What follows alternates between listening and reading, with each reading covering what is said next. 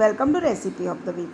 આજે હું તમારી સાથે જુવારના મમરા ઘરે કેવી રીતે વઘારવાના એની રીત લઈને આવી છું. નોર્મલી આપણે મમરા તો બધા વઘારતા જ હોઈએ છીએ, પરંતુ એ ચોખાના મમરા હોય છે. તો આજે હું તમારી સાથે જુવારના મમરાની રીત લઈને આવી છું, અને ઘરે વઘારવા એકદમ સરળ છે, ફટાફટ બની જાય છે અને ટેસ્ટમાં પણ ખૂબ સરસ લાગે છે. તો આ રીતે જુવારના મમરાનું મેં 250 ગ્રામનું પેકેટ લઈ લીધું છે, અને એને આ રીતે ચાળણીથી ચાળી લેવાનું છે.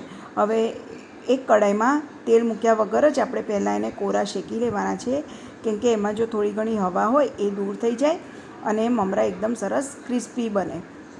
તો આ રીતે ધીમા તાપે લગભગ 4થી 5 મિનિટમાં એ શેકાઈ જશે, અને ત્યાર પછી આપણે એને વઘારીશું.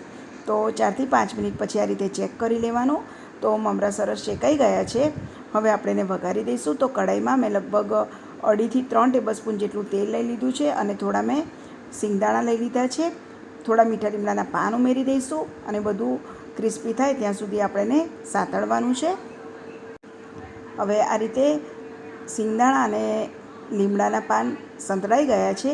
તો અડધી ટીસ્પૂન જેટલી હળદર મેં વઘારમાં જ ઉમેરી દીધી છે, અને આ રીતે મિક્સ કર્યા પછી શેકેલા જુવારના મમરા ઉમેરી દેવાના છે.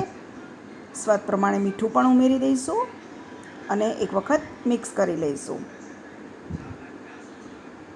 સાંજે ભૂખ લાગી હોય અને હળવો નાસ્તો કરવો હોય તો આ મમરા ટેસ્ટમાં ખૂબ જ સરસ લાગે છે.